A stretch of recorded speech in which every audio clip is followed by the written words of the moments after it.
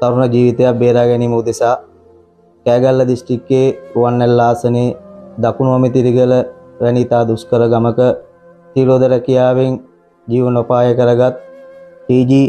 සරත් කුමාර නැමැති මේ දෙදරු පියාගේ ජීවිතය බේරා ගැනීම සඳහා ඔබගේ උදව් අවශ්‍ය මොහොතක ඔහුගේ වකුගඩු රෝගය වෙනුවෙන් එක් වකුගඩුවක් බද්ධ කිරීමට මේ වන විටත් ලක්ෂ 50 80 අතර මුදලක් වැය වෙන බැවින් ඒ මුදල ඔහුට සොයා ගැනීමට අපහසු නිසා ඔබගේ උදව් උපකාරය බලාපොරොත්තු වෙන මොහොතක්. ඒ නිසා අපි ඔහුගේ රෝගී තත්ත්වය පිළිබඳ අසා දැනගමු. මේ ඔබේ ඉස්සරහා ඉන්නේ ඇත්තට මගේ හොඳ ළඟම ඥාතියෙක්.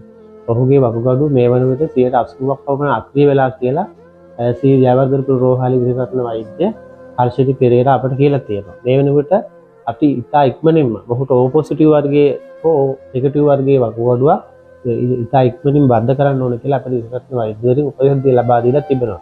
හැබැයි මෙයා කරේ තීව්‍ර රස්සාව. මෙයාට 2 ශ්‍රේණිය සහ 5 ශ්‍රේණියේ දරුවෝ දෙන්නෙක් ඉන්නවා. ඇත්තටම බිරිඳ රැකියාවක් කරන්නේ නැහැ. මෙයා ගත්ත වැටුපෙන් තමයි තීව්‍ර රස්සාවෙන් ගත්ත වැටුපෙන් තමයි මේ පවුල අරගෙන ඉන්නේ.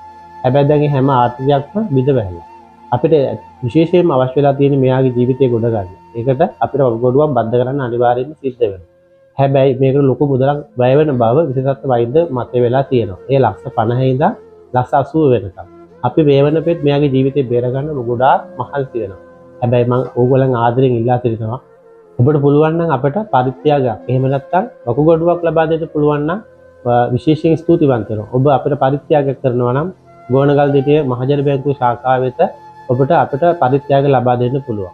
ඒ පරිත්‍යාග අවශ්‍ය මොහොතක් මේ වෙලාවේ. ඒ හින්දා මම ආදරයෙන් ගෞරවයෙන් මේක බලන්න නරඹන ඔබ හැමගේම ඉල්ලා සිටිනවා ඔබට හැකි උපකාරයක් කරන්න කියලා. ස්තුතියි.